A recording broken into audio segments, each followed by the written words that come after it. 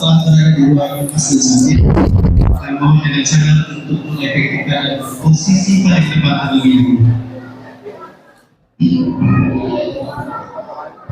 Baik para jemaah yang kami hormati dan kami muliakan, sesi keempat bersama guru kita Ustaz Salman Mahmud Hafizahullah dengan kajian tematik masih dalam rangkaian acara tabligh antar ahli sunnah yaitu tahun 2025 dengan segala hormat. Silakan. Bismillahirrahmanirrahim. Assalamualaikum warahmatullahi wabarakatuh.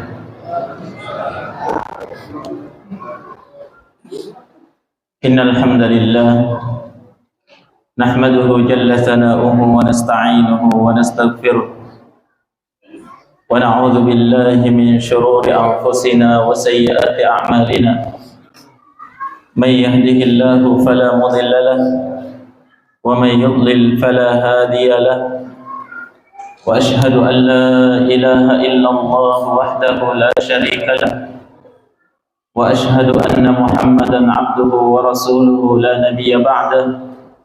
Allahumma fassalli wa sallim wa barik ala nabiyyina Muhammadin wa ala alihi wa ashabihi wa man tabi'ahum bi ihsanin ila yaumiddin, amma ba'd. Ikhwani wa akhwati fid din, hafizani wa hafizakumullah jami'an. Bisa dinaikkan kesini, ini kursi.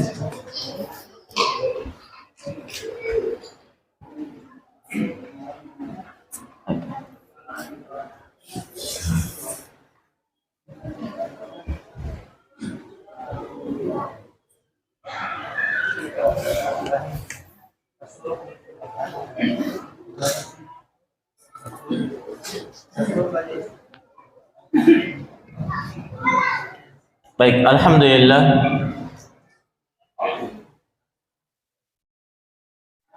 Segala puji bagi Allah Subhanahu wa taala yang telah memberikan kepada kita kesempatan yang berbahagia ini untuk kita sama-sama duduk di dalam salah satu majelis dari majalisul ilm, naltaqi fiha ala kitabillah wa ala sunnati Rasulillah sallallahu alaihi wa ala alihi wasallam. Kita bertemu di dalamnya di atas kitabullah dan sunnah Rasulullah sallallahu alaihi wasallam, saling berbagi faedah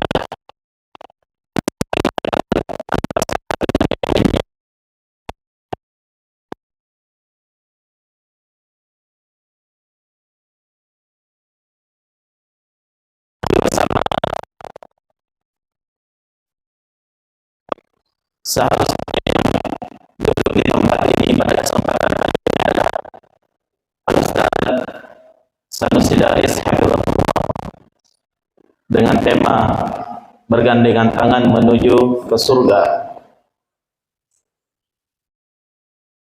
Tema yang berkaitan dengan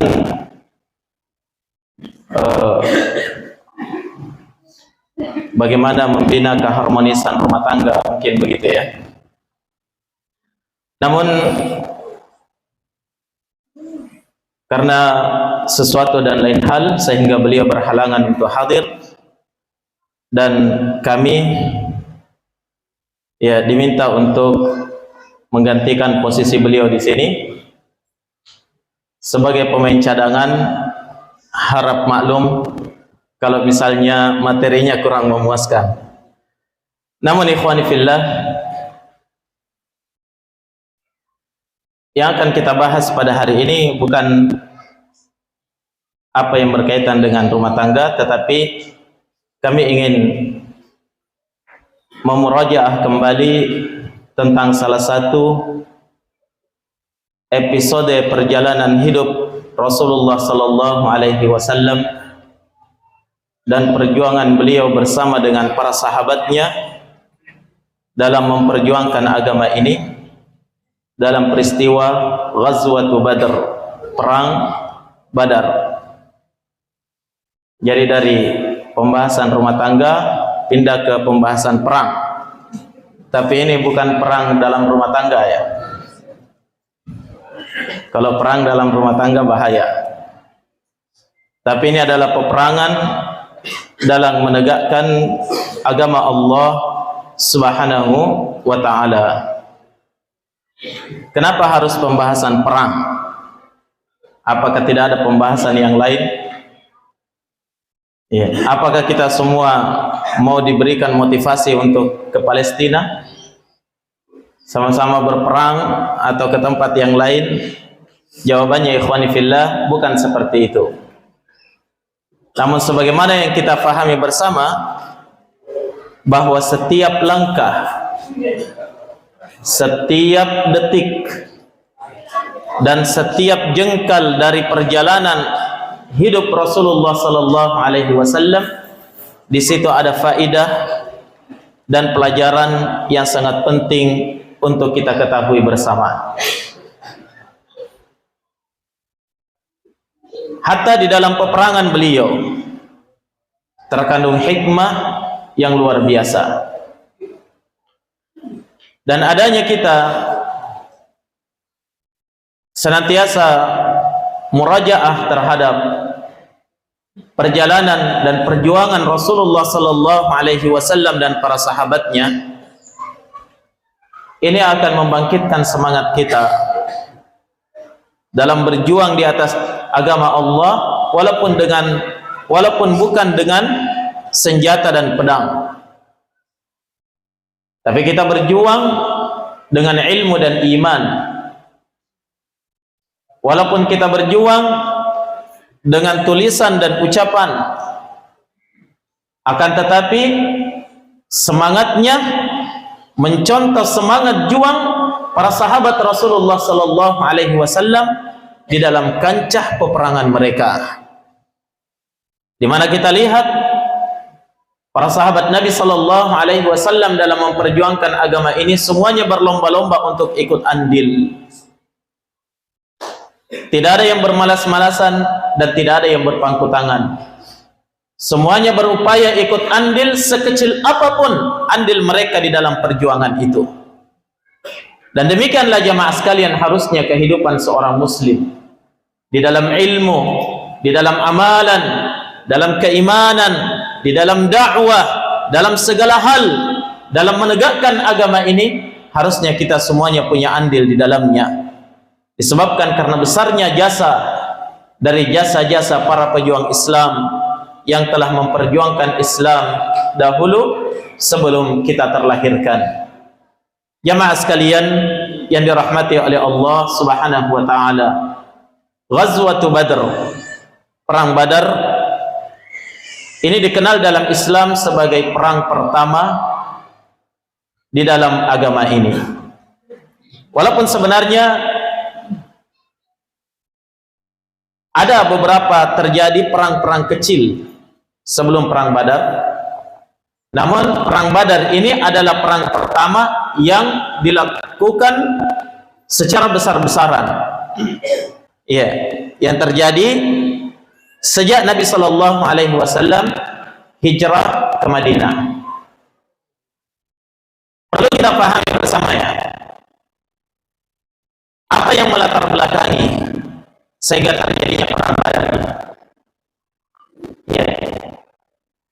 Kita paham bersama bahwa Nabi ketika beliau mulai eksis di Madinah dan sudah mulai banyak para sahabat beliau yang menerima Islam, di saat itulah beliau melancarkan serangan kecil-kecilan kepada kafilah-kafilah dagang orang-orang musyrikin Quraisy yang melakukan perdagangan dari Mekah ke Syam, dan itu harus lewat Madinah. Paham ya? Itu harus lewat Madinah, minimal lewat pinggiran kota Madinah untuk sampai ke Syam atau balik dari Syam. Inilah yang ditargetkan oleh Nabi dan para sahabatnya. Naam. Untuk apa? Untuk memerangi mereka dan merampas harta mereka dijadikan sebagai ghanimah, harta rampasan perang. Dan ini yang menjadikan orang-orang Quraisy itu merasa gusar dengannya, ya, dan merasa bahwa perekonomian mereka sangat terganggu dengan adanya Muhammad dan para sahabatnya di kota Madinah. Ikhwani fiddin, rahimani wa rahimakumullah. Suatu ketika kafilah dagang besar orang musyrikin, na'am, sampai beritanya kepada Nabi akan lewat di Madinah dari Syam, membawa harta yang sangat banyak dari harta yang dititipkan oleh orang-orang Quraisy. Dan itu adalah kafilah dagang yang dipimpin langsung oleh Abu Sufyan bin Harb radhiyallahu taala an, yang ketika itu beliau masih musyrik. Ya. Yang notabene beliau adalah salah seorang dari mertua Nabi. Ya, salah satu anaknya dinikahi oleh Nabi sallallahu alaihi wasallam. Nah, terdengar berita bahwa Abu Sufyan membawa kafilah dagang dengan harta kekayaan yang sangat banyak yang dititipkan oleh orang-orang Quraisy. Maka Nabi sallallahu alaihi wasallam bersemangat untuk menyerang pasukan itu, kafilah dagang itu, dan merampas harta mereka. Nah, terlebih lagi semakin semangat Nabi dan para sahabatnya ketika dari intelijen beliau sampai berita bahwa kafilah dagang itu hanya berjumlah sekitar 40 orang saja. Hanya sekitar 40 orang yang membawa harta benda itu, sehingga Nabi sallallahu alaihi wasallam dan para sahabatnya semakin bersemangat untuk mencegat mereka di sekitar kota Madinah. Ya. Maka ini adalah kesempatan emas.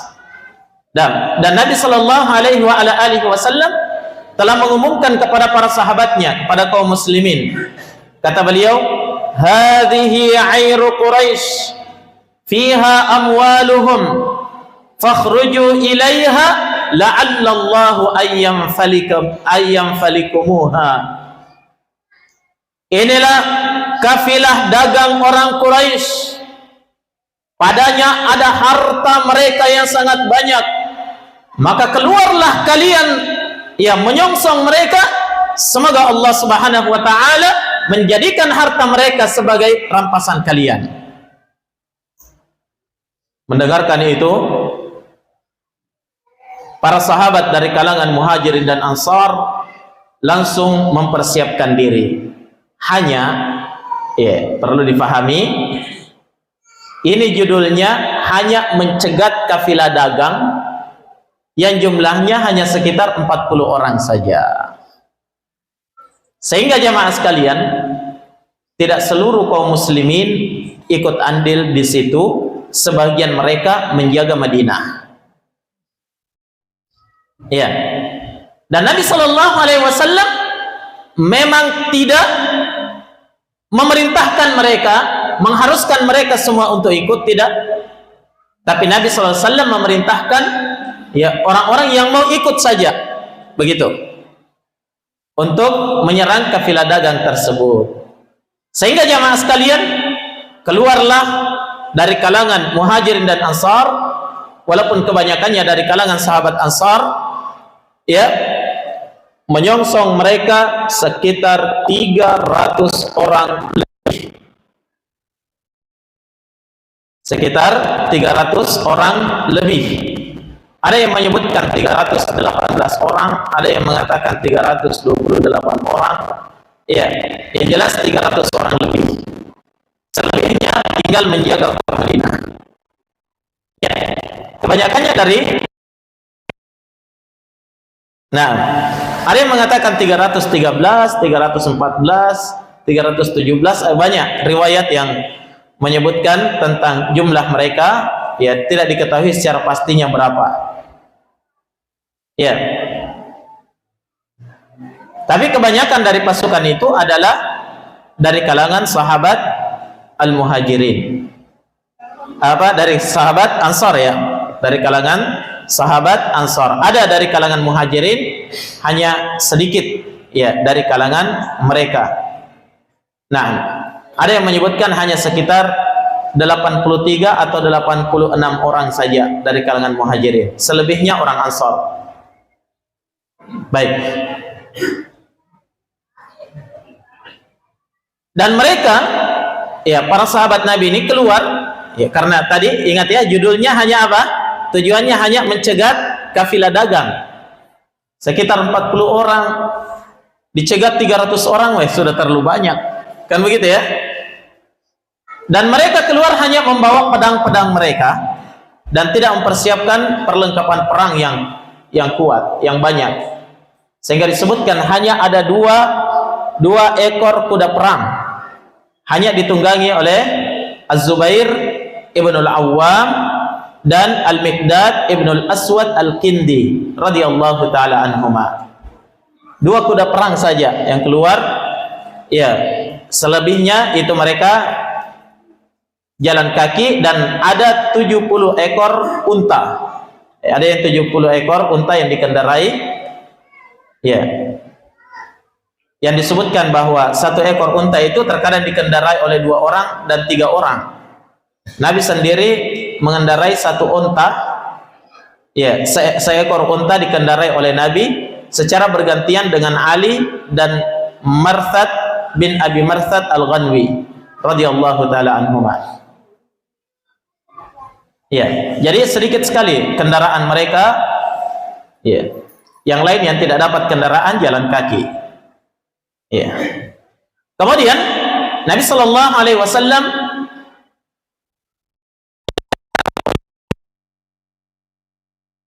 ketika itu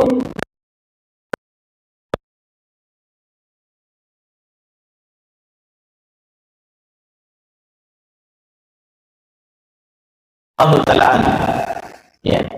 Hanya di pertengahan jalan, ya, Nabi sallallahu alaihi wasallam memerintahkan kepada Abu Lubabah bin Abdul Munzir untuk kembali ke Madinah dan mengambil kepemimpinan kota Madinah dari Abdullah bin Ummi Maktum.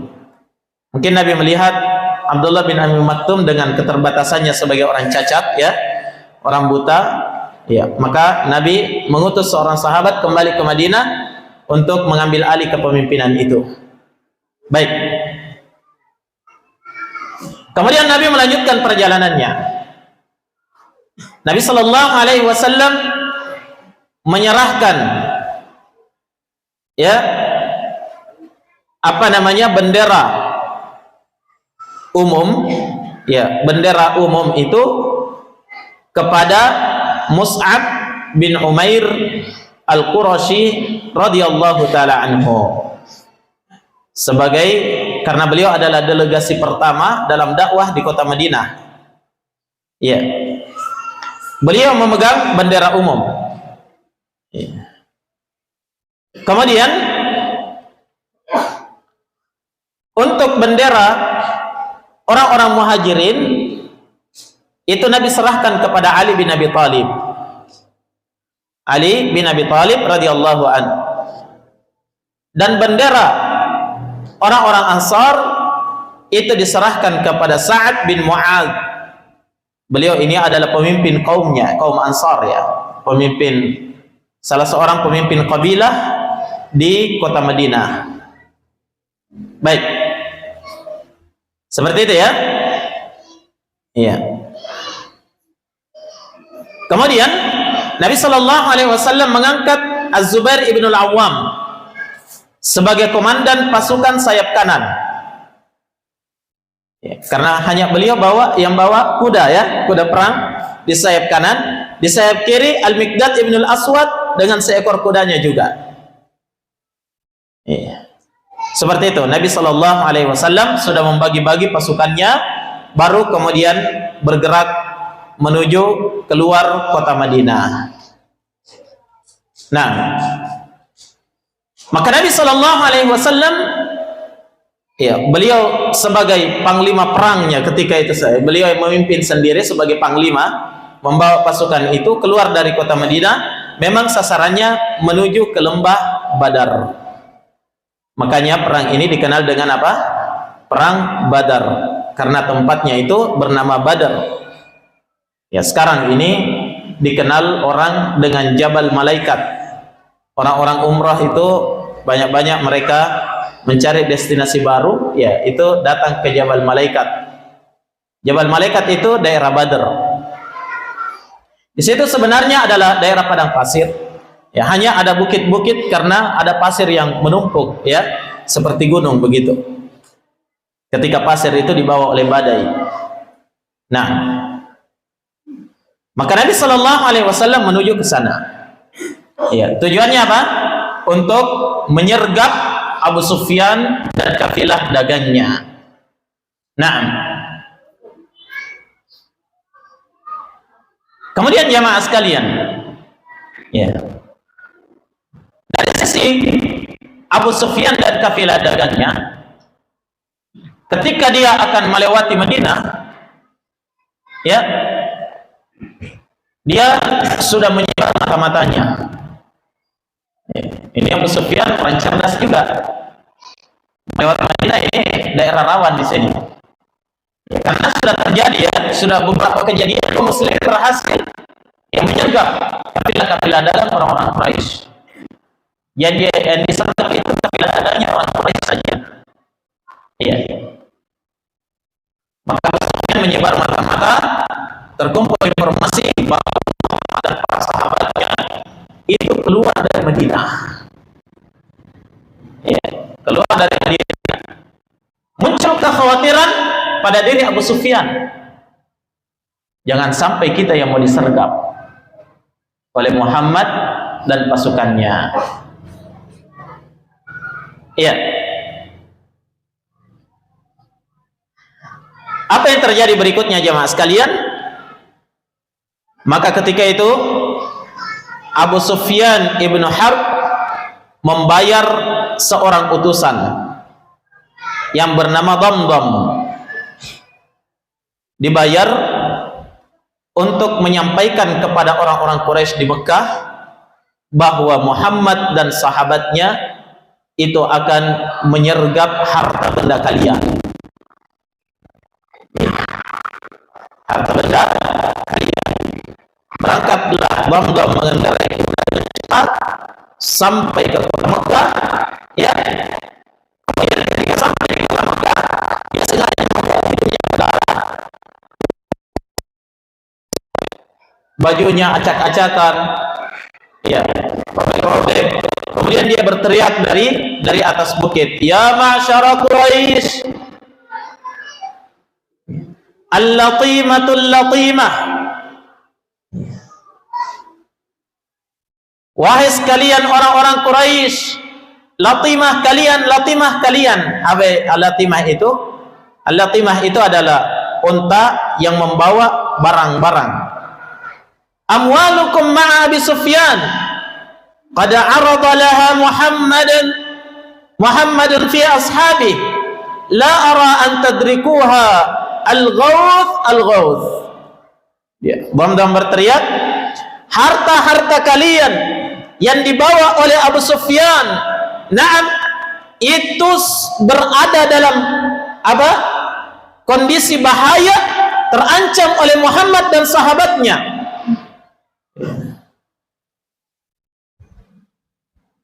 Maka katanya al-ghawth itu pertolongan dalam kondisi genting, ya, minta tolong dalam kondisi genting. Maka orang-orang Mekah ketika mendengarkan berita itu, ya, langsung muncul kemarahan mereka, memuncak kemarahan mereka. Sebagian mengatakan ayatun Muhammadun wa ashabuh an takuna ka'ir ibn al-Hadrami kalla wallah la ya'lamanna ghaira dhalik. Apakah Muhammad menyangka bahwa dia bisa merampok, ya, seperti yang mereka lakukan terhadap kafilah dagang Ibnu al-Hadrami yang dulu sudah dirampok duluan? Ya, sekali-kali tidak. Demi Allah, pasti Muhammad akan tahu akibat selain daripada itu. Maka ketika itu jamaah sekalian, ya, dikumpulkan kekuatan di Mekah, dipimpin oleh siapa? Abul Hakam. Abul Hakam itu siapa? Abu Jahal, Ambok Dongo. Iya. Dipimpin oleh Abu Jahal, mengumpulkan seluruh pemuka orang Quraisy dan bala tentaranya siap berangkat untuk membantu siapa? Abu Sufyan. Nah, siap berangkat untuk membantu Abu Sufyan. Jadi keluar semuanya, pemimpin-pemimpin Quraisy ketika itu semuanya ikut, kecuali Abu Lahab. Abu Lahab dia memilih ada wakilnya, ada anak buahnya, itu saja yang diberangkatkan. Dia sendiri tidak ikut. Nah, adapun yang lain, ya semuanya ikut pada penyerangan itu.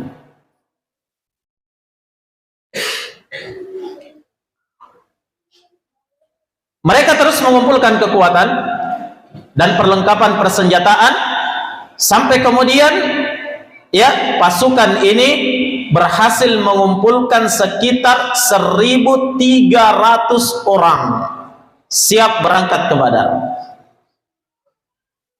Ya, 1.300 akan berhadapan dengan 300 orang dari sahabat Nabi.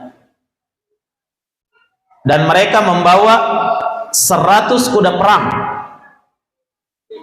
Ya. Kemudian 600 tameng ya. 600 tameng. Kemudian mereka membawa unta yang sangat banyak. Tidak disebutkan oleh ahli sejarah berapa jumlah unta mereka. Yang jelas banyak. Sampai-sampai disebutkan mereka itu dalam setiap hari itu menyembelih 9 sampai 10 ekor unta untuk konsumsi pasukan. Yeah. Jadi untanya sangat banyak, tiap hari 9-10 ekor disembelih. Nah, 1 ekor saja, wah, berapa orang yang makan? Yeah. Unta ini bukan sapi ya. Nah, baik. Kemudian ketika Abu Jahal sudah mempersiapkan pasukannya, siap untuk berangkat, muncul muskilah, permasalahan di tengah mereka. Apa itu? Mereka ada clash dengan siapa? Kabilah Bani Bakr. Ya, kabilah Bani Bakr tetangga dengan orang-orang Quraisy, itu ada clash dengan kabilah Bani Bakr. Akhirnya khawatir, jangan sampai kita maju, kabilah Bani Bakr ini yang menyerang kita dari belakang. Ya.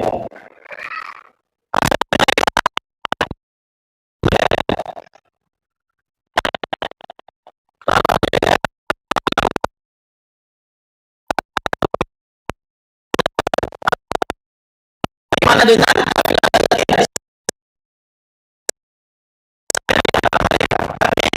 tiba-tiba muncul iblis. Ya, iblis berubah wujud menjadi seorang yang bernama Suraqah bin Malik bin Ju'shum Al-Madlaji. Ya. Yang mana Suraqah bin Malik ini adalah pimpinan kabilah Bani Kinanah. Sementara Bani Bakr itu di bawah kepemimpinan Bani Kinanah. Begitu. Masih ada hubungan kekerabatan dengan Quraisy dari kakek-kakek mereka. Ya. Iblis yang berubah wujud menjadi Suraqah bin Malik ini berkata kepada orang-orang Quraisy, "Ana lakum jarun min an ta'tiyakum Kinanah min khalfikum bi syai'in takrahuna." Saya yang bertanggung jawab atas kalian. Nah, kalian tidak akan mendapatkan serangan dari belakang oleh Kinanah, termasuk Bani Bakr. Saya yang jamin. Padahal dia itu iblis. Iya.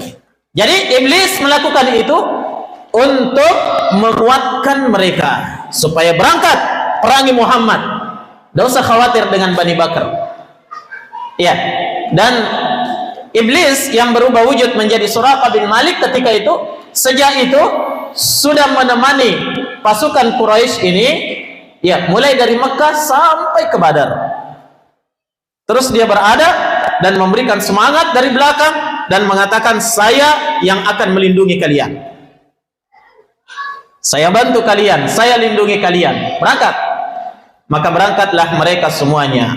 Ya, mulai bergerak pasukan dari Mekah ini, na'am, keluar dari rumah-rumah mereka dalam keadaan penuh dengan kesombongan dan kecongkakan. Seperti yang disebutkan oleh Allah Subhanahu wa taala dalam surah Al-Anfal, ya.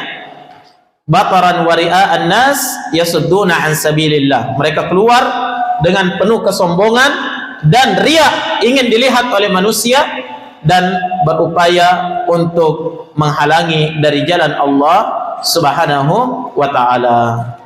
Perhatikan di sini jamaah sekalian, pelajaran penting bagi kita semuanya, bahwasanya iblis dan seluruh bala tentaranya itu punya makar dengan berbagai macam cara.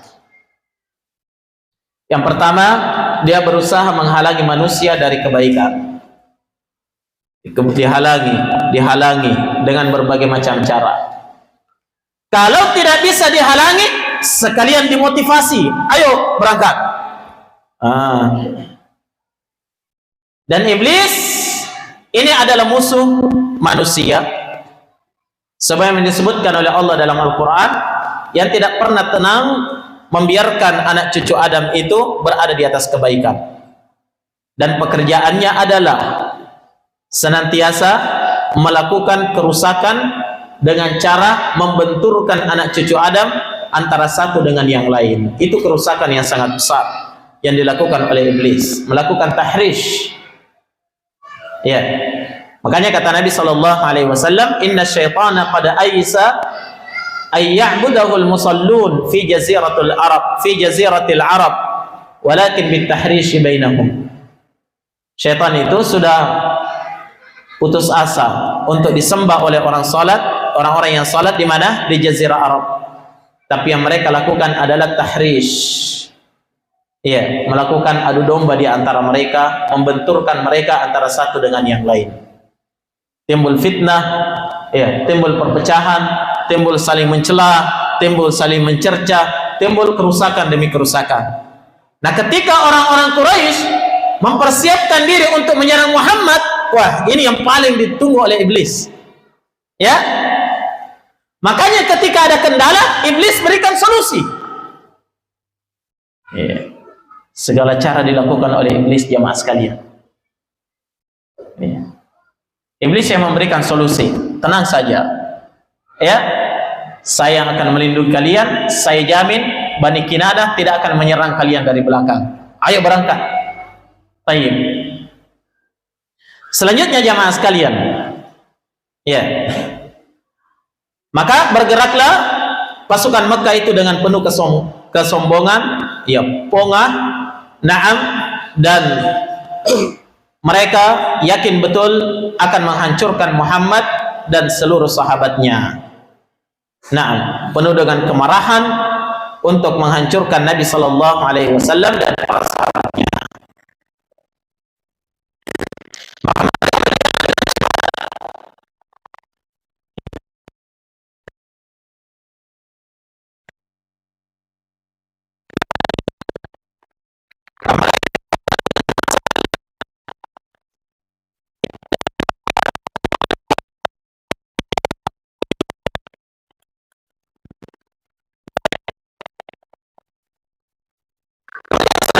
Sekalian, ya, kita tinggalkan dulu pasukan Mekah yang bergerak menuju ke Madinah. Apa yang terjadi dengan Abu Sufyan yang membawa kafilah dagangnya? Ya, Abu Sufyan tidak berani melewati jalur utama menuju ke Mekah. Ketika di Madinah, dia berbelok dari jalan yang satu ke jalan yang lain, melewati jalan-jalan sempit, ya, lereng-lereng gunung, untuk menghindari Nabi SAW dan para sahabatnya. Nah,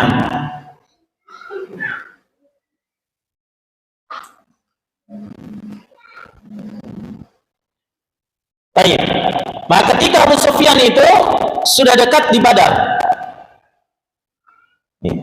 mendekat di Badar, dia tidak melihat ada tanda-tanda bahwa dia akan dicegat. Akan tetapi ketika di Badar itu Abu Sufyan sempat mendapatkan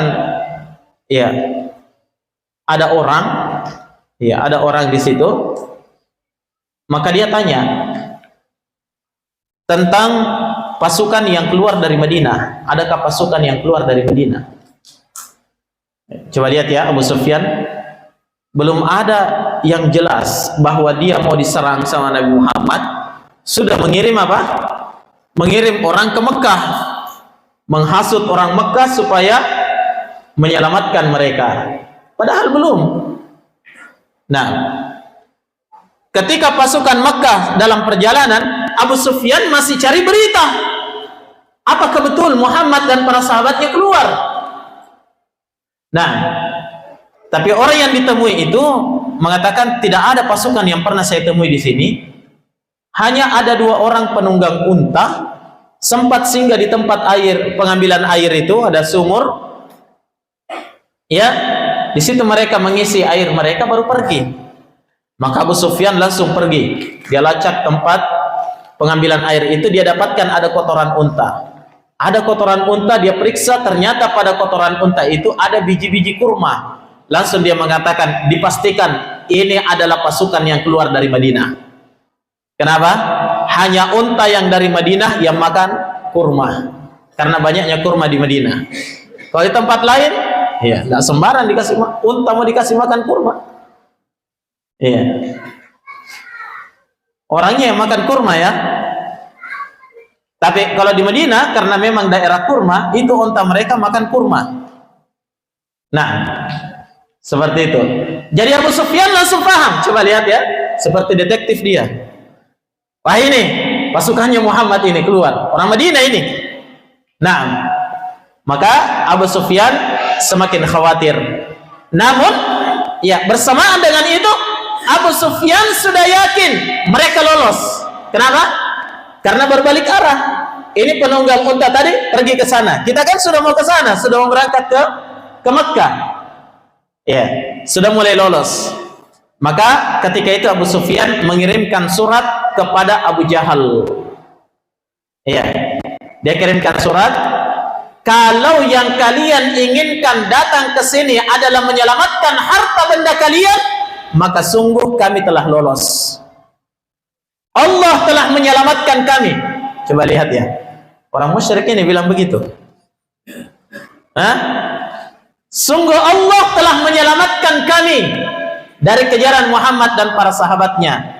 Farji'u, kalau begitu kembalilah kalian, tidak usah lagi datang ke sini, kata Abu Sufyan. Tayyib.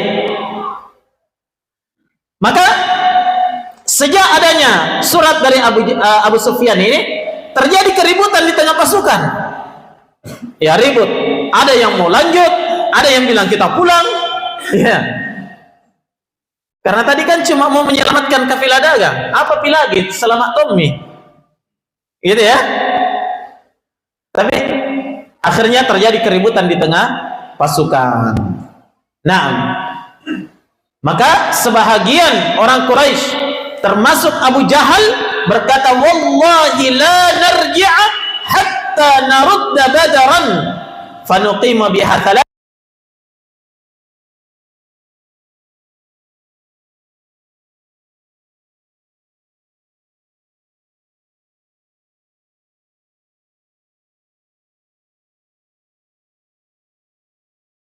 minal Arab wa bimasirina wa jam'ina fala yazaluna yahabunana abadan. Ini Abu Jahal katanya, demi Allah selamanya kita tidak akan pulang sampai kita bisa menguasai Badar, dan kita akan tinggal di situ selama 3 hari, makan-makan, minum-minum, ya, minum khamar. Nah, mabuk-mabukan di situ, kata Abu Sufyan, sampai kemudian orang Arab itu benar-benar tahu akan kehebatan kita, akan kekuatan kita, sehingga mereka semuanya akan gentar kepada kita. Nah, itu pikirannya Abu Jahal. Jangan ada yang pulang, kita lanjut. Nah, tapi ternyata sebahagian dari mereka tetap bersikeras tidak setuju dengan Abu Jahal. Ya, tidak setuju dengan Abu Jahal. Ya, maka mereka memutuskan untuk kembali, termasuk dalamnya satu kabilah dari Bani Zahra, kabilah Bani Zuhra. Ya, kabilah Bani Zuhra. Mereka ini ya memutuskan untuk kembali, dan jumlah mereka sekitar 300 orang. Nah, maka kembalilah 300 orang, tinggalkan pasukan Abu Jahal. Tersisa berapa? 1.000 orang. Tersisa 1.000 orang. Tapi Abu Jahal tidak terpengaruh. Tetap kita lanjut. Masih ada 1.000 orang. Tidak lama kemudian Bani Hashim, ya, dari keturunannya Bani Hashim, ya, kabilahnya Nabi Shallallahu Alaihi Wasallam di Mekah, mereka juga mau pulang. Tapi Abu Jahal menindak tegas, untuk kabilah ini tidak boleh meninggalkan kita, harus ikut. Makanya Nabi Shallallahu Alaihi Wasallam melalui wahyu dari Jibril itu beliau tahu kalau kebanyakan dari Bani Hashim itu mereka ikut karena terpaksa. Nah, tidak bisa kata Abu Jahal, harus ikut. Maka hasilnya berangkat 1.000 orang melanjutkan perjalanan. Baik. Kemudian selanjutnya jamaah sekalian, ketika pasukan orang musyrikin sudah mendekat ke Badar, karena dalam surat itu menyebutkan, ya, sudah lolos kami.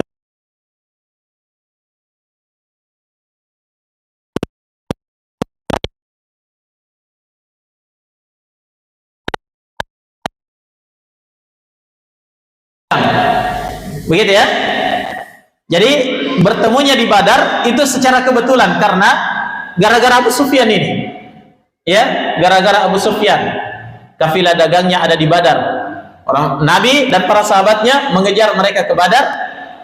Kemudian pasukan Mekah itu juga menuju ke Badar. Baik.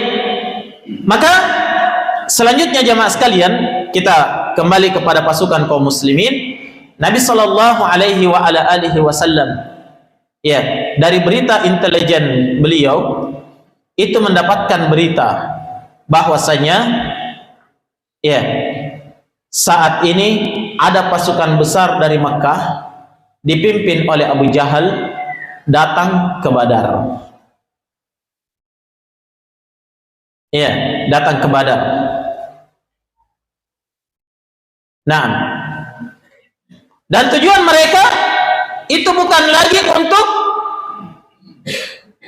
menyelamatkan kafilah dagangnya, bukan. Tapi memang mau perang. Setelah itu Nabi Shallallahu Alaihi Wasallam mengutus lagi intelijennya, mata-matanya, cari informasi lebih lengkap.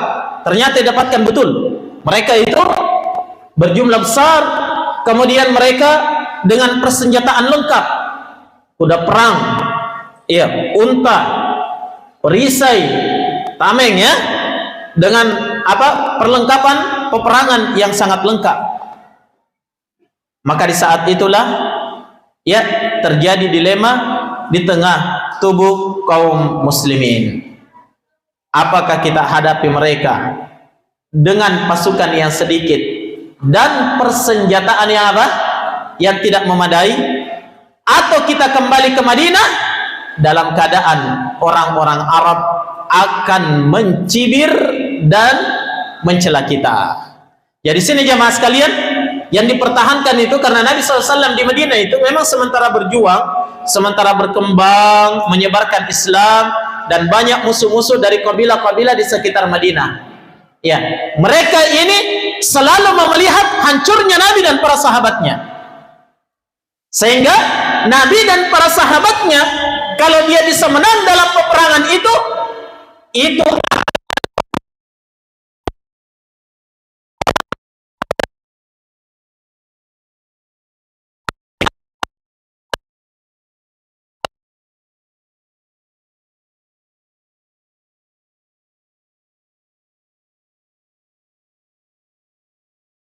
pulang. Begitu ya.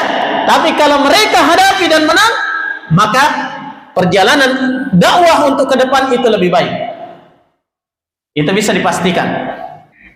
Maka terjadi dilema, apakah lanjut atau mundur? Dan tidak ada jalan lain. Kalau Nabi Shallallahu Alaihi Wasallam tidak ada jalan lain kecuali harus kita hadapi. Dan pertempuran berdarah tidak terelakkan lagi. Nah, namun ada sebahagian dari kaum muslimin itu merasa ciut nyalinya. Ya, maklum mereka baru di dalam Islam. Sebahagian orang Ansar itu merasa lemah, merasa khawatir, kita tidak akan menang. Coba bayangkan 300 lawan 1000. Iya. Kuda perang mereka berapa tadi? 100 ekor. Kita berapa? 2 ekor. Kita bawa 70 ekor unta. Mereka berapa? Ratusan. Itu pun sudah disembelih setiap hari. Tak 10. Kita berapa? Tidak ada unta yang disembelih.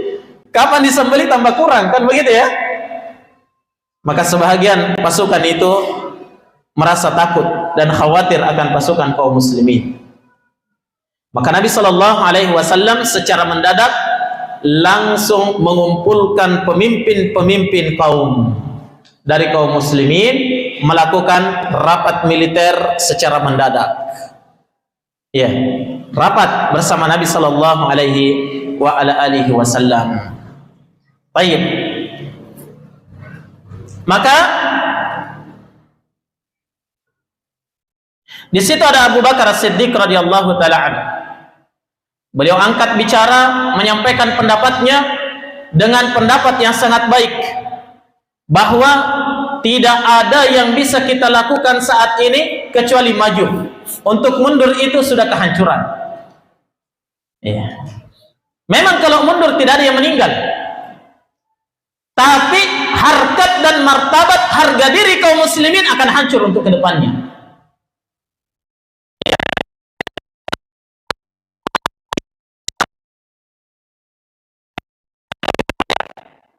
Nah, kemudian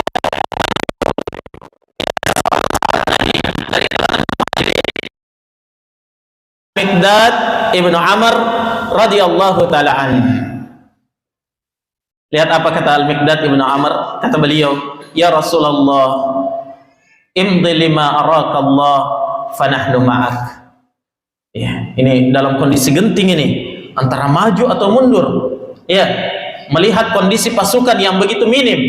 Nah, kalau dari hitung-hitungan, ya, kalau hitung-hitungan peperangan, habis kaum muslim ini. Maka muncul Al-Miqdad ibnu Amr radhiyallahu taala an. Apa kata beliau? Ya Rasulullah, imdi lima arakallah, majulah sesuai dengan apa yang diperintahkan oleh Allah kepadamu. Fanahnu ma'ak, kami akan tetap bersamamu apapun yang terjadi. Wallahi la naqulu laka kama qalat Banu Israil li Musa, fadhhab anta wa rabbuka faqatila innaha huna qa'idun. Demi Allah wahai Rasulullah, kami tidak akan berucap seperti ucapannya Bani Israel kepada Musa, idhab anta, pergilah engkau wahai Musa bersama dengan Tuhanmu, silahkan kalian berperang berdua, kami di sini duduk-duduk menunggu. Kami tidak akan ucapkan itu wahai Rasulullah. Ya, kami tidak akan ucapkan itu wahai Rasulullah terhadap dirimu. Tapi kata beliau, walakin idhab anta wa rabbuka faqatila inna ma'akuma muqatilun.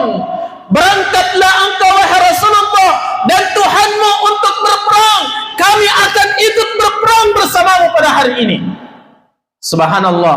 Fawalladhi ba'athaka bil haqq law sirta bina ila barqil ghimad, na'am, lajalatna ma'aka min dunihi hatta tablughahu. Demi Allah, demi yang mengutus engkau dengan kebenaran wahai Rasulullah, seandainya engkau pada hari ini mengajak kami kepada menuju ke Barq al-Ghimad, itu kata kiasan, yaitu pegunungan yang tinggi. Seandainya engkau ajak kami untuk mendaki pegunungan yang tinggi, maka kami tetap bersamamu sampai kamu berada di puncak gunung itu. Subhanallah. Ya, mendengarkan kalimat-kalimat dari para sahabatnya ini, Nabi Shallallahu Alaihi Wasallam semakin kuat semangatnya untuk tetap melanjutkan perjalanan menyongsong pasukan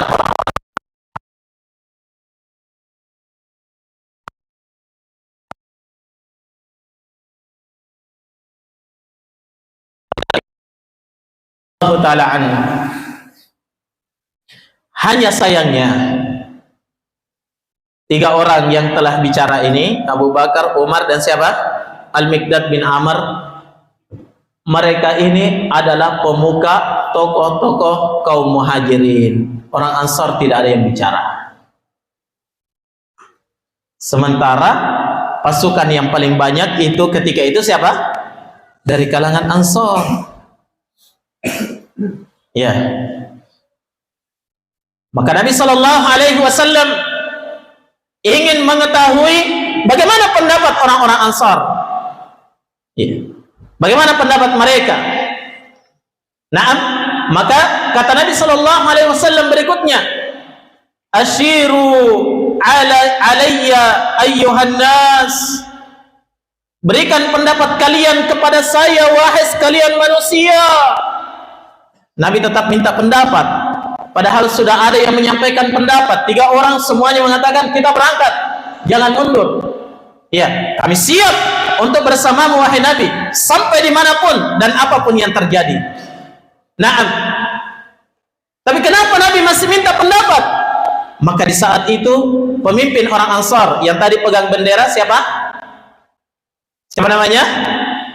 Sa'ad bin Mu'adz radhiyallahu ta'ala an. Maka beliau berkata, ya wallahi laka annaka turiduna ya Rasulullah, demi Allah sepertinya yang kamu inginkan ucapannya adalah kami dari kalangan Ansar wahai Rasulullah. Kata Nabi, ajal, iya, pendapat kalian yang saya tunggu. Bagaimana pendapat kalian? Naam. Maka Sa'ad bin Mu'adz radhiyallahu ta'ala anhu berkata, faqad amanna bika wa saddaqnaka wa syahidna anna ma ji'ta bihi huwal haqq. Kami sudah beriman kepadamu wahai Nabi, kami percaya penuh kepadamu, dan kami telah persaksikan itulah kebenaran.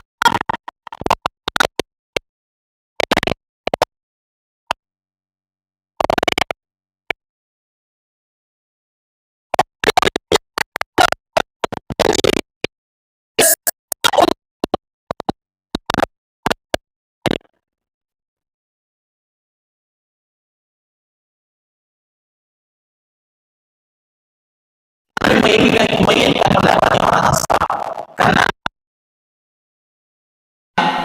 ya mereka harus menolong dan membantu Nabi di negeri mereka. Di mana? Di Madinah. Sementara ini di luar kota Madinah. Seperti itu jamaah sekalian. Maka saat itu Sa'ad bin Mu'adz radhiyallahu ta'ala berkata, ya Rasulullah, apakah engkau menyangka bahwa kami akan menolongmu di negeri kami saja, dan kami akan membiarkanmu binasa di luar negeri kami? Coba lihat sumpah kesetiaan dari para sahabat Nabi Sallallahu Alaihi Wasallam. Maka kata Sa'ad bin Mu'adz, famdi ya Rasulullah lima aradta, berangkatlah wahai Rasulullah, maju sesuai dengan apa yang engkau inginkan. Fawalladzi ba'atsaka bil haqq law ista'radta bina ala bahrin fakhudtahu la khudnahu ma'aka. Wahai Rasulullah, demi yang mengutusmu dengan kebenaran, demi Allah yang mengutusmu dengan kebenaran, seandainya engkau tawarkan kepada kami sekarang untuk menyeberangi lautan itu, kami akan ikut menyeberangi lautan itu bersamamu. Subhanallah. Kami akan ikut menyeberanginya wahai Rasulullah.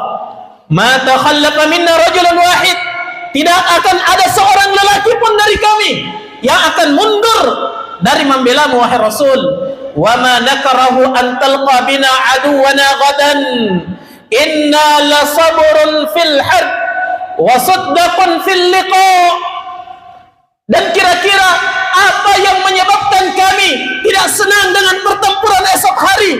Kami ini adalah kesatria-kesatria di dalam peperangan, dan kami orang yang sangat bersabar di dalam kancah peperangan wahai Rasulullah. Wala'alla Allah yurika minna ma taqarra bihi 'ainuk, dan semoga Allah Subhanahu wa taala memperlihatkan kepada engkau sesuatu yang menyejukkan pandangan matamu, yakni yang menggembirakan engkau dari kami besok. Fasir bina ala barakatillah, fasir bina ala barakatillah. Berjalanlah wahai Nabi, bawa kami bersama dengan keberkahan dari Allah Subhanahu wa taala. Kami siap untuk tetap berjuang bersamamu ya Rasulullah. Lihat jamaah sekalian, maka setelah Sa'ad bin Mu'adz radhiyallahu taala mengucapkan kalimat tersebut, maka Nabi sallallahu alaihi wasallam semakin kuat ya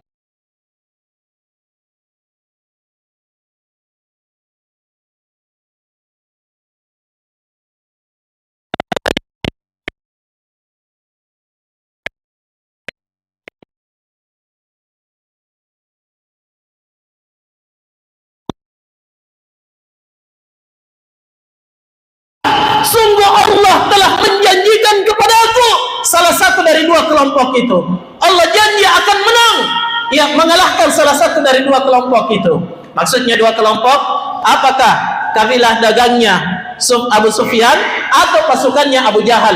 Allah sudah berjanji kepadaku akan memenangkan salah satu dari dua kelompok itu. Wallah, demi Allah, seolah-olah seakan-akan saat ini saya telah melihat tempat-tempat kematian para kaum itu. Saya sudah diperlihatkan tempat kematian mereka, kata Nabi sallallahu alaihi wa ala alihi wasallam. Maka setelah itu jamaah sekalian, seluruh pasukan kaum muslimin semakin tegap, semakin kuat, semakin kokoh. Tidak ada lagi yang ragu bahwasanya mereka akan dikalahkan. Semuanya semangat, berjalan dengan tegap, ya, berada di belakang Rasulullah sallallahu alaihi wa ala alihi wasallam. Maka pasukan kaum muslimin, ya, itu melanjutkan perjalanan, ya, melewati celah-celah perbukitan untuk masuk ke daerah Badar. Baik.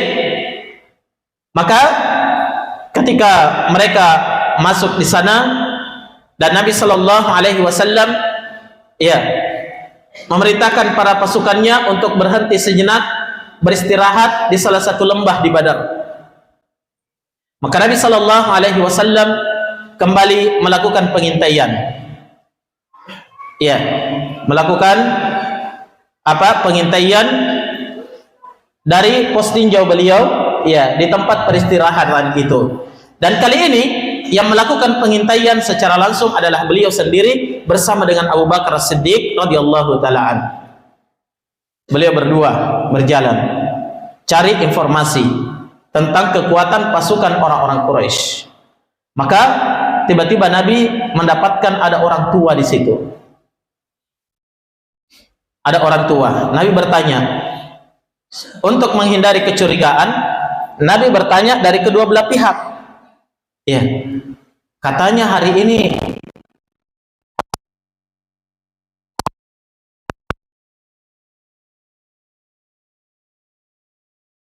dari Mekah yang mau menghadap mereka. Bagaimana itu informasinya? Orang tua ini langsung berkata, la ukhbirakuma hatta tukhbirani mimma antuma. Saya tidak akan beritakan kepada kalian sampai kalian berdua beritakan kepada saya dari mana kalian berdua ini. Ya, pintar juga ini orang tua.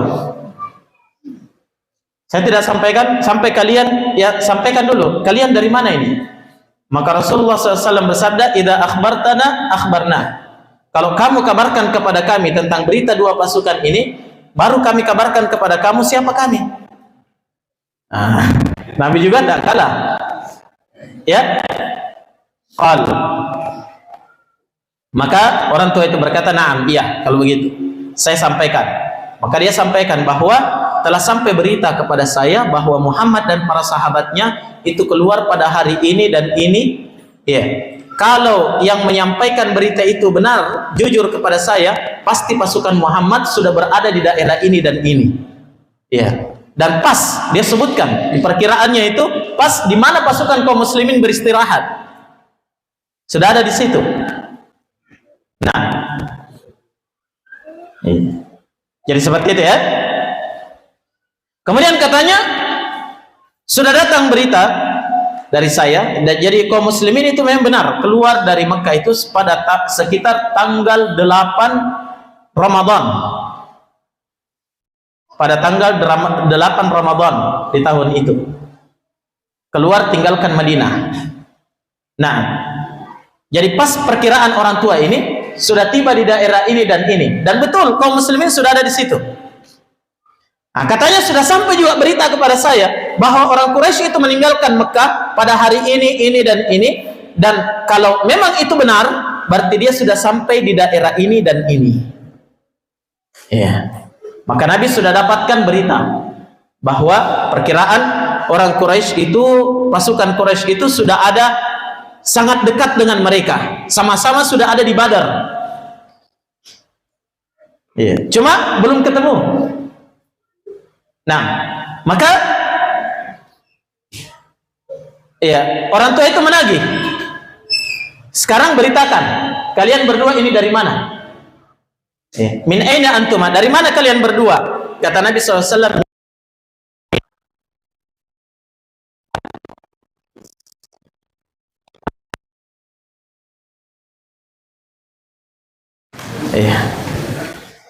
Nabi tinggalkan. Heranlah dia, dari air, ini kabilah air. Apakah dia kabilah air yang dari Irak? Karena memang ada kabilah Ma di Irak. Ya, tapi Nabi biarkan dia dengan penasarannya. Beliau tinggalkan, kembali ke pasukannya. Tapi belum cukup berita itu. Nabi sudah dapat berita Quraisy sudah dekat, pasukan musuh sudah dekat. Kita sudah berada dalam satu lokasi, hanya belum bertemu. Ya, Nabi butuh informasi lebih lanjut tentang kekuatan mereka. Ya, tentang kekuatan mereka. Maka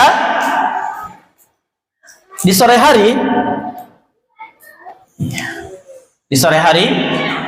Nabi sallallahu alaihi wasallam mengutus Ali bin Abi Thalib, Az-Zubair ibn al-Awwam, dan Sa'ad bin Abi Waqqas.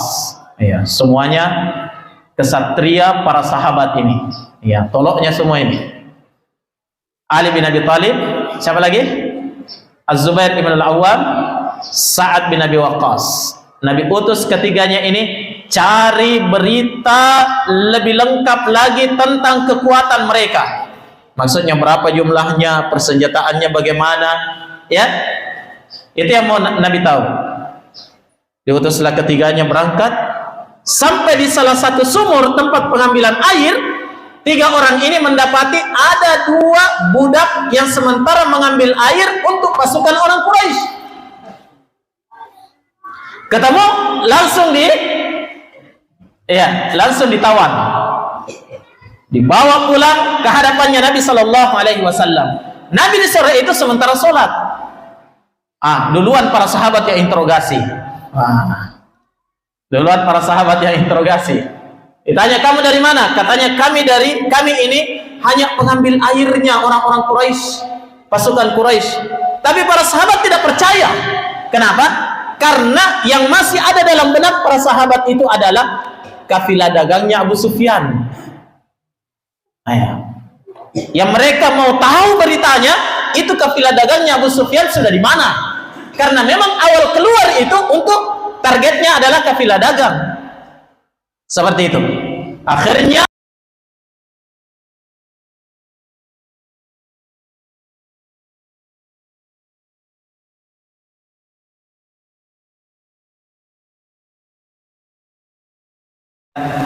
kedua orang ini sudah jujur, tapi kalian tidak percaya. Dan ketika dia dusta, justru kalian percaya. Begitulah kalau orang diinterogasi dengan kekerasan, begitu ya. Akhirnya, hai Pak Iyo ini saja daripada sesaki. Nah, Nabi tahu dua orang ini dari orang Quraisy. Maka Nabi tanya, kalian dari mana? Katanya, kami dari utusan pengambil airnya pasukan orang-orang Quraisy. Nabi tanya, di mana mereka sekarang? Dekat. Ya, sudah dekat. Nah, kemudian Nabi Shallallahu Alaihi Wasallam bertanya,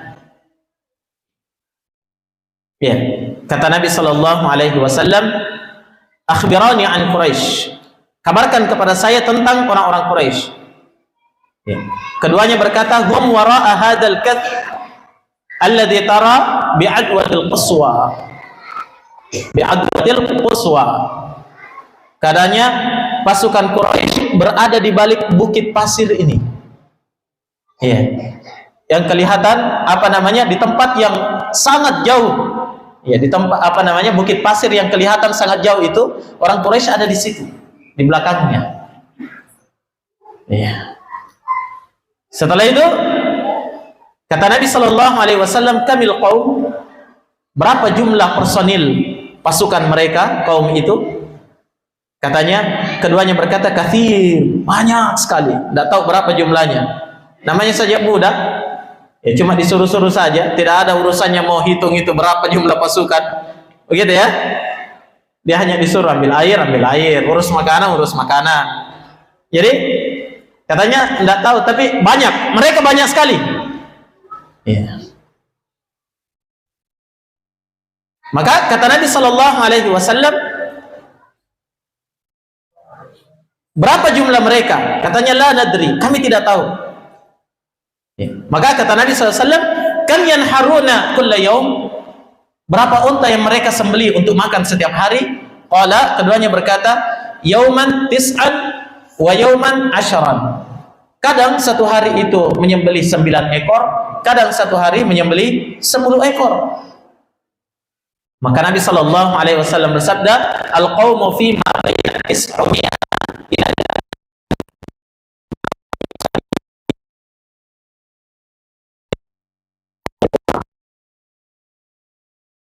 ila dari apa?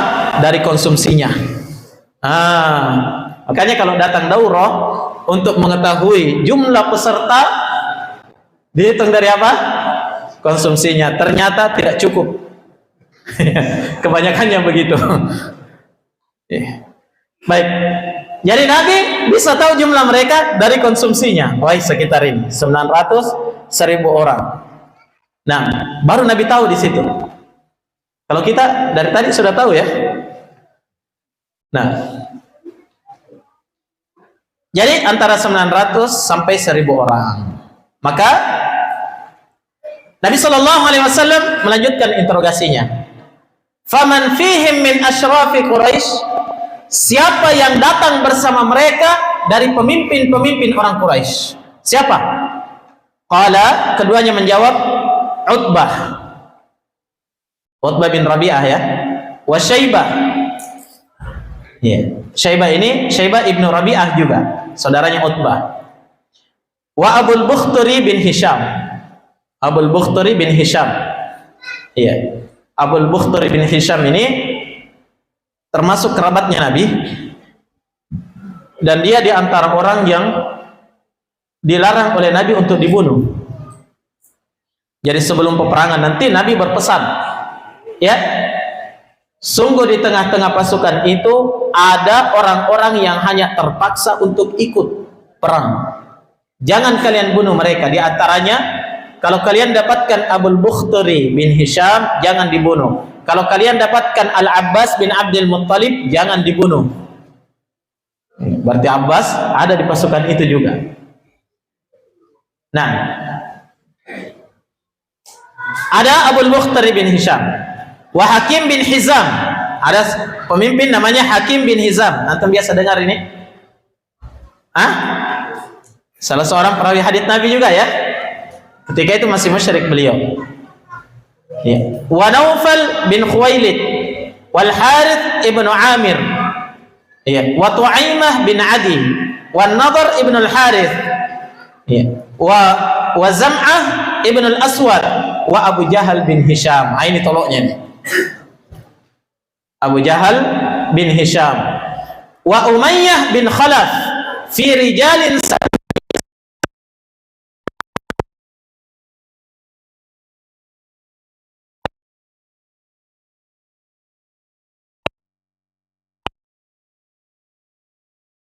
Nah, maka setelah mendengarkan itu Nabi Shallallahu Alaihi Wasallam menghadap kepada pasukannya dan bersabda, "Hadihi Makkah, qad alqat ilaikum aflada kabidha."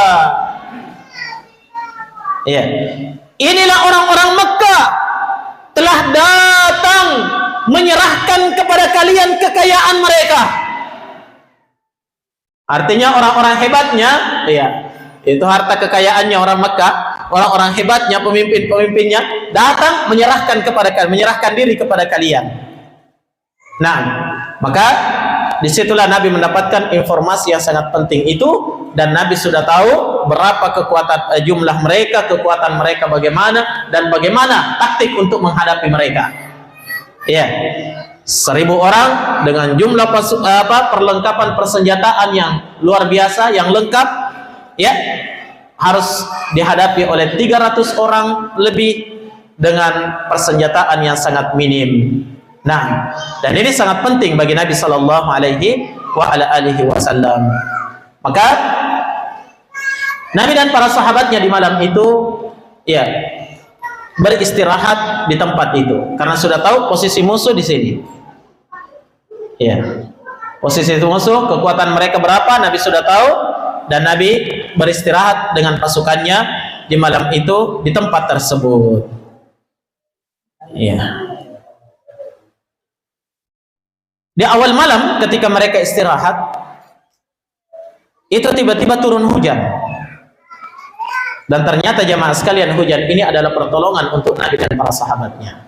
Pertolongan pertama dari Allah untuk kaum muslimin. Turun hujan. Hujannya sangat aneh. Iya. Hujan apa itu? Banyak penasaran, hujan uang kayaknya. Ya. Kenapa saya katakan aneh?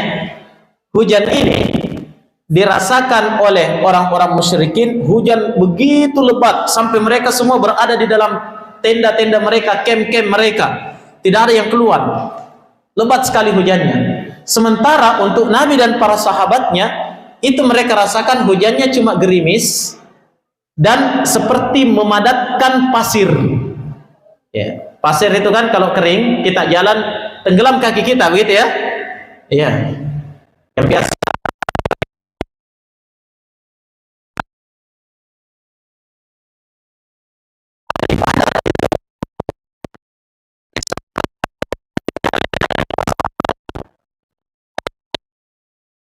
Nah, ketika Nabi dan para sahabatnya merasakan hujan ini hanya gerimis, di malam itu Nabi persiapkan pasukannya. Kita berangkat, ambil posisi yang paling tepat, harus mendahului mereka.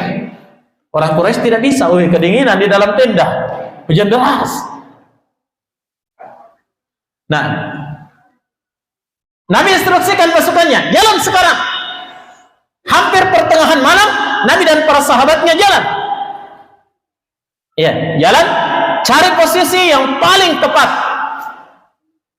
Nah, maka mereka pun berjalan, ya, mencari markas yang paling tepat untuk mereka.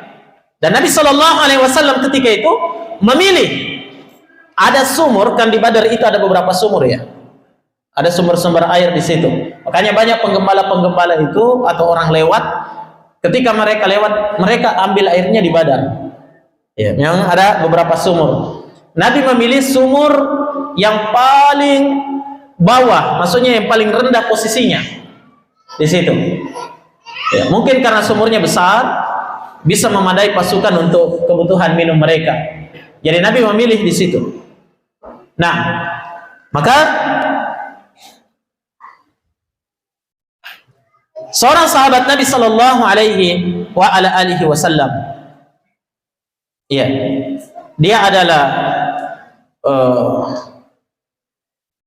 seorang sahabat yang memang punya keahlian dalam taktik perang juga. Naam.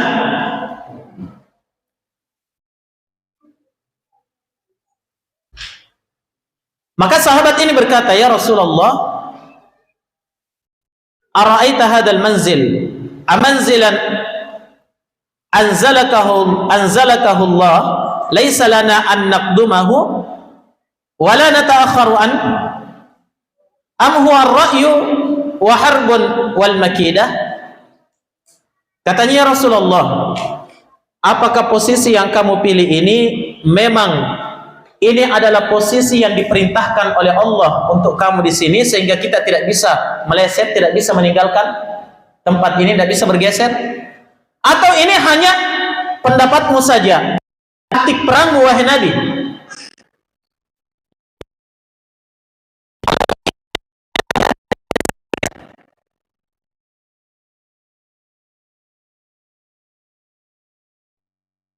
Pokoknya kita harus di situ karena itu wahyu dari Allah. Tapi kalau itu hanya taktik perang kan bisa dirubah. Itu maksudnya. Lihat adabnya para sahabat kepada Nabi sallallahu alaihi wasallam. Iya, beliau bertanya, iya. Sebenarnya dia tidak setuju dengan posisi yang dipilih oleh Nabi. Ya. Tapi dia bertanya dengan penuh adab. Demikianlah seharusnya jemaah sekalian para penuntut ilmu di hadapan orang-orang yang membawa ilmu punya adab. Walaupun dia bukan Rasulullah, tapi dia membawa ilmu dari Rasulullah sallallahu alaihi wasallam. Ya. Teringat kisah ketika Nabi sholat duhur, baru 2 rakaat Nabi sudah salam. Ya. Maka seorang sahabat di belakang bernama Dzul Yadain bertanya, "Ya Rasulullah, aqusiratis salatu am nasitaha?" Apakah sholat duhur ini sudah diringkas jadi 2 memang? Atau kamu lupa? Coba lihat adabnya dalam bertanya. Dia tidak langsung bertanya, "Wahai Nabi, salah kok." Ya?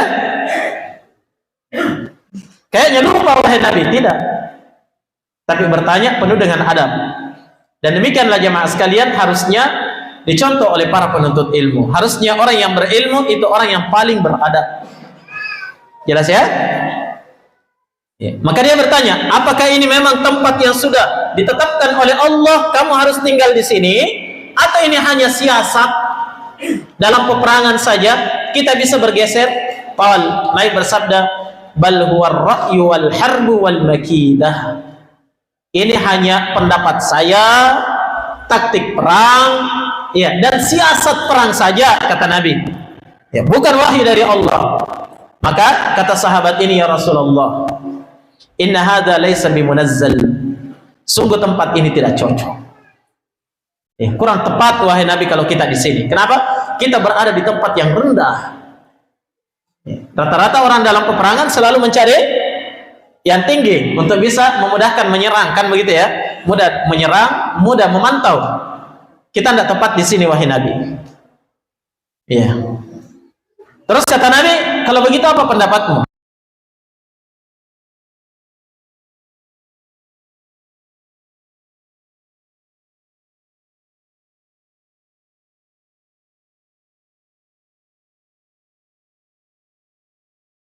Yang terakhir, yang paling dekat dengan mereka.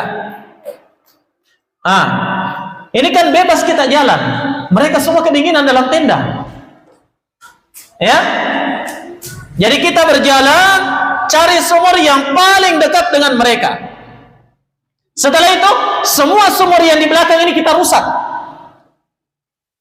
Kita rusak sumurnya. Sehingga apa? Mereka tidak punya sumber air. Ya. Tidak punya sumber air. Kemudian di sumur itu nanti kita perbesar, kita buat semacam telaga begitu. Ya, supaya kita bisa minum darinya. Naam. Dan itu juga adalah taktik. ketika mereka musuh melihat di sana ada sumber air yang banyak, mereka upayakan untuk datang di situ. Disitulah waktunya kita untuk menghabisi mereka. Subhanallah, luar biasa taktiknya ya. Ya.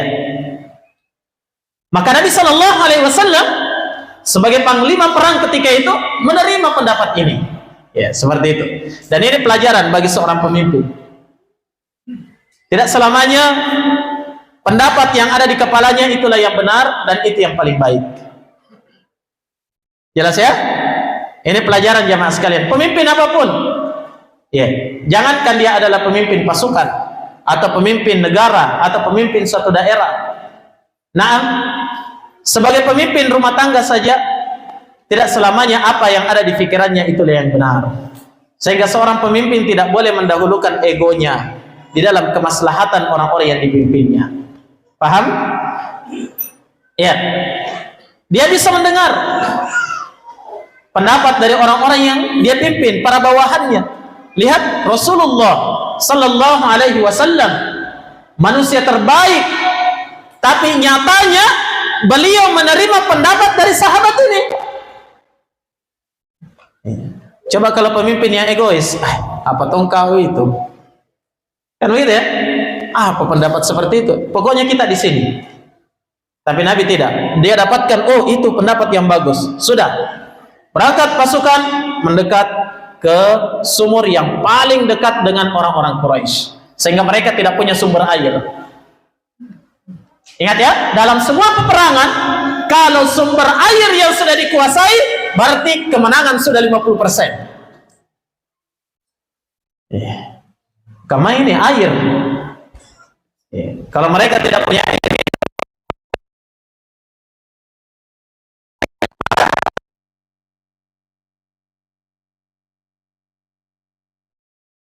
bangun camp pertahanan di dekat sumur itu dan membuat telaga, dan sumur-sumur yang lain semuanya ditutup oleh pasukan kaum muslimin. Jadi di malam itu mereka kerja, subhanallah.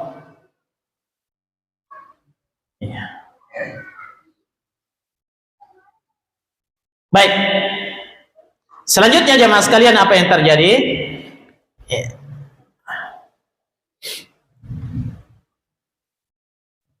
Maka setelah kaum muslimin menguasai sumber air itu,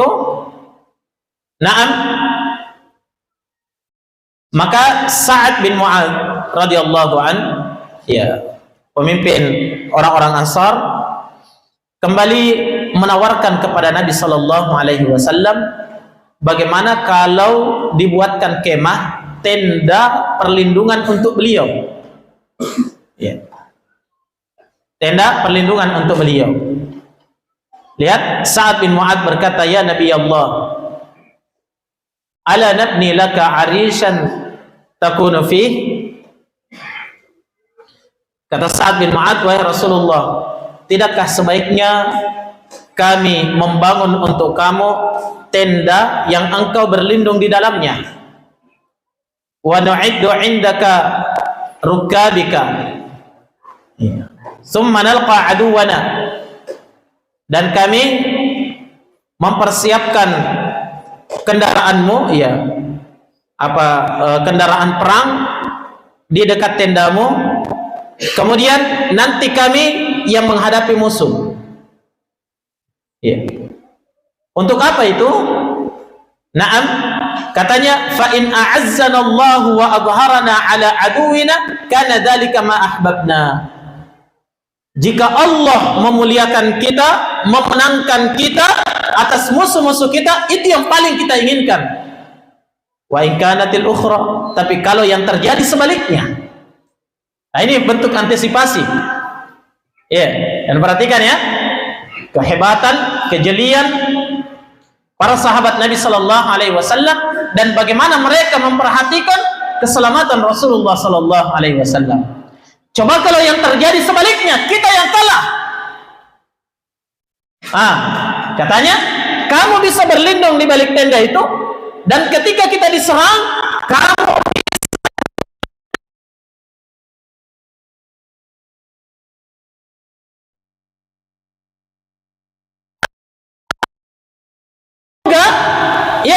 kecintaan mereka kepadamu apa? Kecintaan kami kepadamu tidak mengalahkan kecintaan mereka kepadamu, wahai Nabi. Jikalau seandainya mereka tahu di hari ini engkau menghadapi perang, pasti mereka semua akan datang membantu kita. Artinya apa jemaah sekalian? Ya, seolah-olah ini kalimat terakhir dari Sa'ad bin Mu'adz untuk Nabi. Ya, kalau kami kalah, kita semuanya meninggal, yang penting kamu selamat, wahai Nabi. Datang kepada kaum kami di Madinah, orang-orang Ansar, mereka akan melakukan pembelaan dan bantuan terhadapmu, karena mereka juga orang-orang yang sangat cinta kepadamu. Hanya mereka tidak ikut sekarang karena mereka tidak tahu engkau menghadapi perang besar. Maka Nabi SAW menerima dari usulan Sa'ad bin Mu'adz ini. Maka dibangunkanlah untuk Nabi SAW satu tenda yang terbuat dari kulit. Ya, dan di situ Nabi SAW salat sepanjang malam. Ya, salat sepanjang malam, bermunajat dan meminta bantuan kepada Allah Subhanahu wa ta'ala di tempat itu, jamaah sekalian. Jelas ya? Iya. Dan Nabi SAW, jamaah sekalian, di malam itu ya, sambil mereka berjalan ya ke tempat yang disebutkan tadi tempatnya ya, di sumber air yang terakhir, Nabi sudah tunjukkan kepada para sahabat, hadza masra'u fulan, ini tempat meninggalnya si anu nanti. Ini tempat meninggalnya si anu, ini tempat meninggalnya si anu nanti. Ya, itu wahyu dari Allah Subhanahu wa taala, dan itu termasuk apa? Mukjizat dari Nabi sallallahu alaihi wasallam, sudah mendapatkan kabar dari Allah bahwa orang-orang Quraisy itu akan terbunuh di tempat-tempat itu. Nabi tunjukkan di sini nanti si anu mati, Abu Jahal nanti mati di sini, Utbah bin Rabi'ah nanti mati di sini. Nabi sudah kabarkan kepada para sahabat beliau sallallahu alaihi wa ala alihi wasallam. Nah, maka Nabi menghabiskan malamnya dengan salat ya, dan para sahabat tetap siaga dan berjaga. Nah, tiba-tiba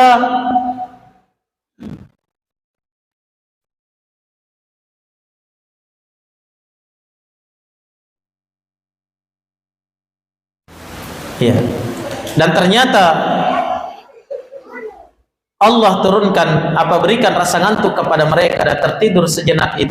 Itu adalah bentuk pertolongan untuk Nabi dan para sahabatnya, sehingga energinya di esok hari semakin kuat. Ini malam semalaman jalan, ya kan? Nabi mereka kerja menutup sumur. Nabi sallallahu alaihi wasallam ya, dibuatkan tenda peristirahatan, tapi tidak istirahat. Nabi sholat, minta bantuan kepada Allah, minta pertolongan. Sehingga ya, bagaimanapun hebatnya taktik perangnya, tapi kalau energi yang terkuras, bisa dibayangkan apa yang terjadi terhadap pasukan kaum muslimin di esok hari ketika mereka bertemu musuh. Maka Allah turunkan pertolongan kepada mereka dengan diberikan rasa ngantuk dan tidur, dengan tidur yang sangat pulas. Nabi dan para sahabatnya tidur mereka semuanya. Ini yang disebutkan oleh Allah dalam surah Al-Anfal ya. Idh yughashshikumun nu'asa amanatan min wa yunazzilu 'alaikum minas sama'i ma'an liyutahhirakum bih wa yudhhiba 'ankum rijsasy syaitan. Kata Allah, ingatlah ketika kami timpakan rasa ngantuk kepada kalian, amanatan minhu, itu sebagai bentuk pengamanan dari Allah untuk kalian. Dan Allah turunkan air dari langit, tujuannya untuk apa? Satu, liyutahhirakum, untuk mensucikan kalian, wa yudhhiba 'ankum rijsasy syaitan, dan untuk menghilangkan dari kalian apa itu? Kotoran-kotoran yang datang dari syaitan, bisikan-bisikan syaitan, ya, dipertakuti sama syaitan, itu seketika hilang semua dari tubuh kaum muslimin. Rasa was-wasnya tadi, wah, banyaknya mereka, kita sedikit, ya kan? Ya, lengkap persenjataannya, kita apa adanya. mereka punya tameng, kita punya andalkan hanya punya pedang saja, tameng cuma beberapa biji saja. Ya, semua kekhawatiran itu dan bisikan-bisikan syaitan terhadap Nabi dan terhadap para sahabat Nabi itu semuanya diangkat dengan turunnya hujan itu. Dan itu tadi juga supaya apa? Orang Quraisy tidak keluar dan Nabi dan para sahabatnya itu ya leluasa untuk mengatur strategi dan mengambil posisi. Paham? Ya, dan luar biasa